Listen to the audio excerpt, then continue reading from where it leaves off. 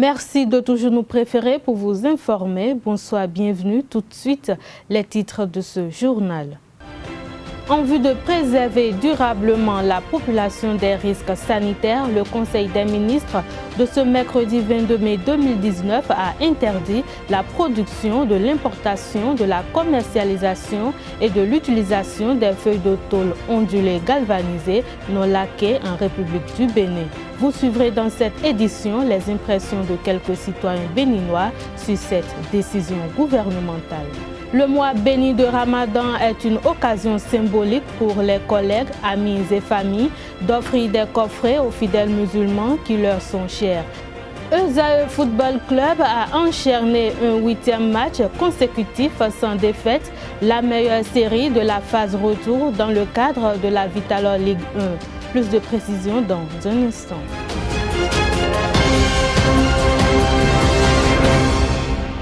À nouveau, bonsoir. Dans le cadre de la gestion du contentieux électoral des législatives d'avril 2019, la Cour constitutionnelle a rendu sa décision ce jeudi 23 mai 2019. À travers cette décision qui intervient suite à l'audience du mercredi 22 mai 2019, les députés dont l'élection est contestée seront fixés sur leur sort. Cette décision permet aux 7 sages de statuer sur les recours portés contre l'élection de certains députés. Pour les législatives d'avril 2019, la haute juridiction a reçu plus de 20 requêtes qui ont été analysées. Plusieurs personnes, dont le président de la Sénat, ont été écoutées par la Cour constitutionnelle pour l'examen des recours. Tout est donc prêt pour que la décision soit rendue ce jeudi 23 mai 2019. Nous y reviendrons dans nos prochaines éditions. Le Conseil des ministres de ce mercredi 22 mai 2019 a pris le décret portant interdiction de la production, de l'importation, de la commercialisation et de l'utilisation des feuilles de tôle ondulées galvanisées non laquées en République du Bénin. Par ailleurs, un délai moratoire de 12 mois est donné à tous les producteurs, distributeurs et utilisateurs pour l'écoulement ou l'utilisation de leur stock. Ce matin, revendeurs et acheteurs de la ville de Cotonou se sont prêtés à nos micros tout en implorant la clémence du gouvernement à ce sujet. Ils sont au micro de Marcel Fondi et de Dorcas Gamagba.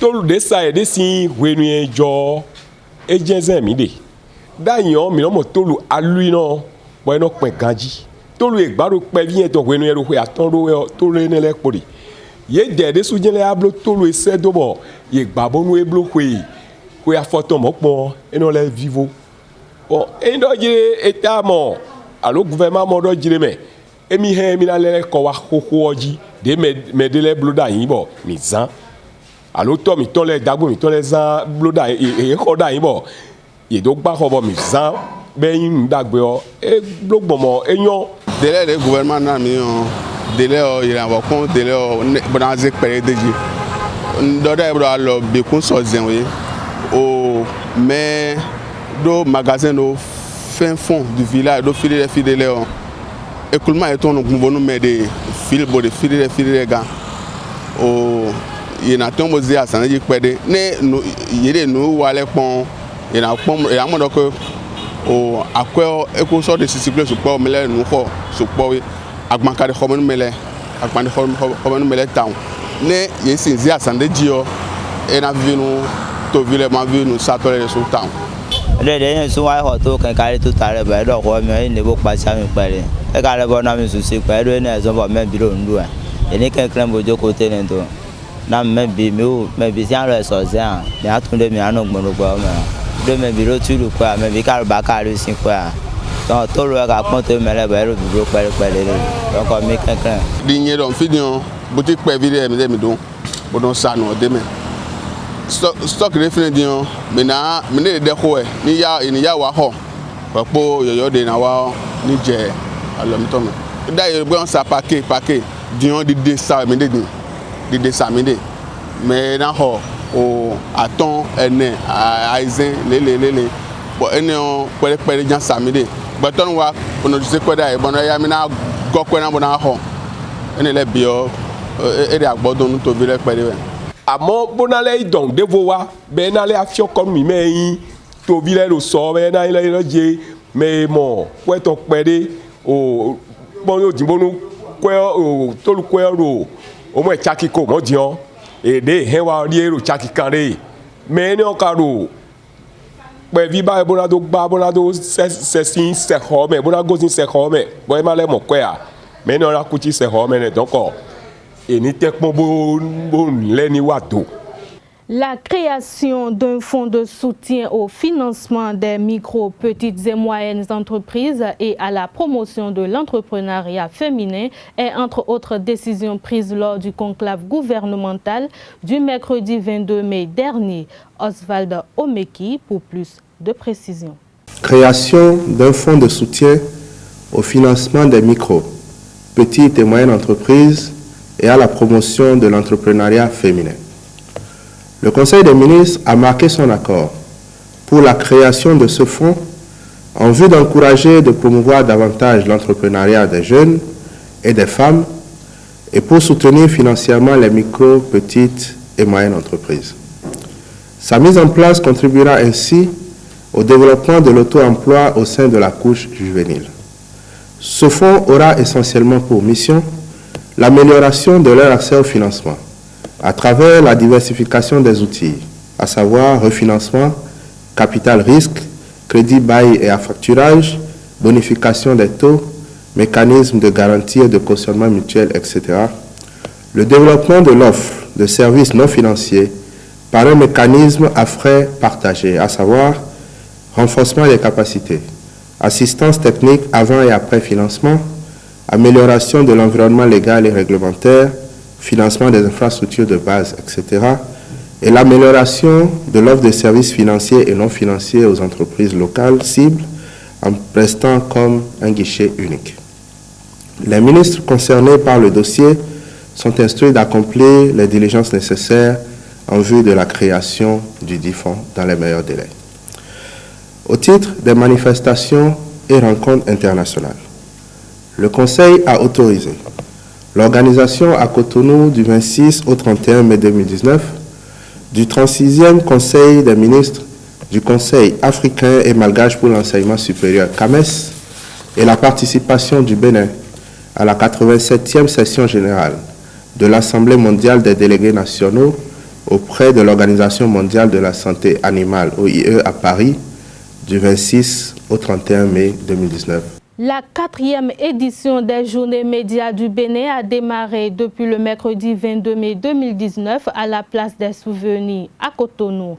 Une manifestation qui entre dans le cadre de la célébration en différé de la Journée internationale de la liberté d'expression. L'organisation des JMB est une initiative de l'association Élan Média en collaboration avec l'Union des professionnels des médias du Bénin UPMB. Plusieurs activités sont prévues pour cette édition.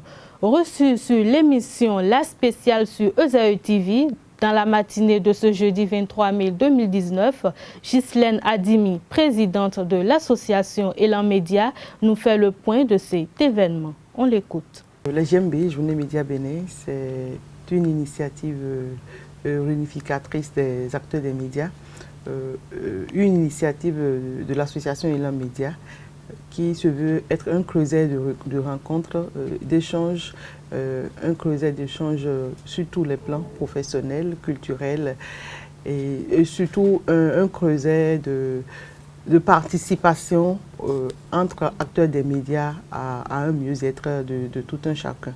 Les rencontres, notamment les communications qui auront lieu demain vendredi à la médiathèque des diasporas à la place des martyrs, auront pour thème principal, vont tourner principalement autour des thématiques d'actualité. Au niveau des médias, par exemple, nous allons parler du code du numérique qui est en vigueur actuellement. Nous allons parler également des fake news qui font ravage actuellement également. Et puis, nous allons parler bien sûr de la question de liberté de presse. Au-delà de tout ça, nous allons aussi avoir le regard sur l'actualité nationale, notamment les derniers événements que nous avons connus au Bénin, qui sont les élections législatives. Les innovations pour cette nouvelle édition, c'est que vous allez constater qu'à chaque édition des Djembé, nous sommes à la 4e édition, il faut le signaler. À chaque édition, nous avons eu pour habitude de faire des soirées à chaque fin de journée. Les activités durent généralement sur 5 jours, mais à cette édition-ci, on les a regroupées spécialement sur 3 jours. Et précédemment, à chaque fin de journée, nous organisons des soirées culturelles. Mais pour cette édition-ci, on a tout concentré sur une seule soirée, et qui est la soirée du samedi. L'autre innovation, c'est qu'au niveau de des activités sportives, à chaque édition, nous changeons également de discipline. Et la discipline retenue pour cette édition, c'est la gymnastique. Et ça se fera le samedi matin à partir de 7 h au stade de l'Amitié de Kourounou. Alors voilà, globalement, pour les innovations. L'autre innovation également, c'est qu'au niveau des expositions que nous avons l'habitude de faire pour les Djembé, et cette année, nous avons décidé de nous concentrer, de nous intéresser aux images de presse, c'est-à-dire les caricatures. Donc, cette exposition aura lieu notamment aujourd'hui à la place des Martyrs. Notre appel reste toujours le même, hein, c'est la mobilisation générale autour de ces activités. Nous avons déjà démarré depuis hier. Hier, nous avons fait le brassage intermédiaire. Les acteurs des médias au niveau des radios se sont un peu mélangés. Et nous avons eu des journalistes, présentateurs des radios privées qui sont allés sur les chaînes publiques et vice-versa. Et au niveau des radios privées, il y a eu également ces interchangements et qui ont permis un certain brassage, une certaine découverte des rédactions mutuellement de part et d'autre. Aujourd'hui, comme je le disais tantôt, il y aura l'exposition des caricaturistes. Demain, il y aura c'est la journée des communications sur les différentes thématiques que j'ai citées bientôt. Et le samedi, c'est le sport le matin à partir de 7 h, la gym pour tous.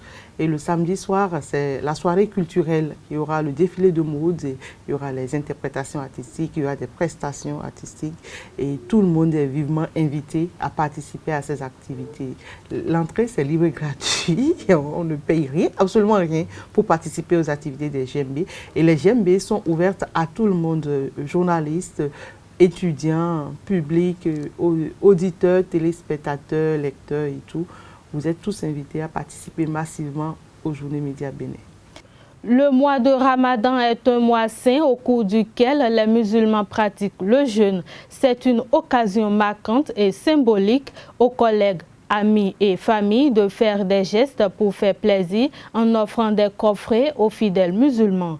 Entre cadeaux symboliques, le choix est multiple. Pour en savoir davantage, je vous invite à suivre ce reportage que vous propose une équipe de notre rédaction. Ils sont nombreux à offrir de petits cadeaux à leurs frères, sœurs et amis musulmans en période de carême. Souvent constitués de fruits, ces petits emballages démontrent l'union et la fraternité des uns envers les autres, malgré la différence des obédiences. Nous sommes déjà à une semaine du jeûne, mais on n'observe quasiment aucune affluence vers les étalages de fruits du côté de Kanri.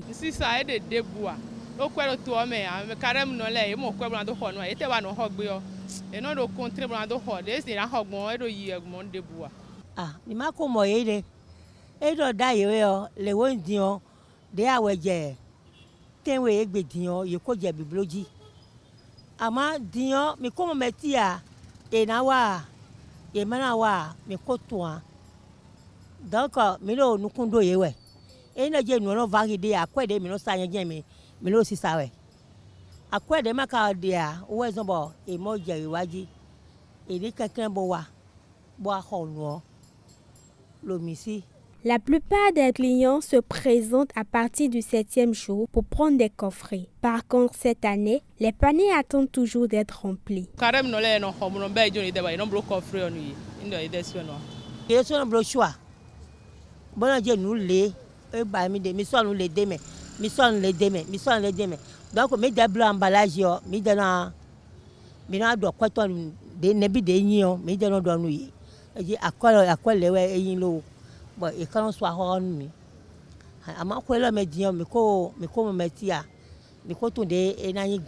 Ces vendeurs souhaitent un bon mois de carême à la communauté musulmane et invitent les uns les autres à venir s'approvisionner afin de ne point rompre la coutume.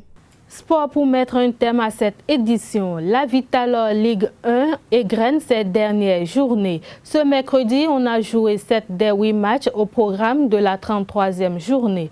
Eusaïe Football Club a enchaîné un 8e match consécutif sans défaite, la meilleure série de la phase retour.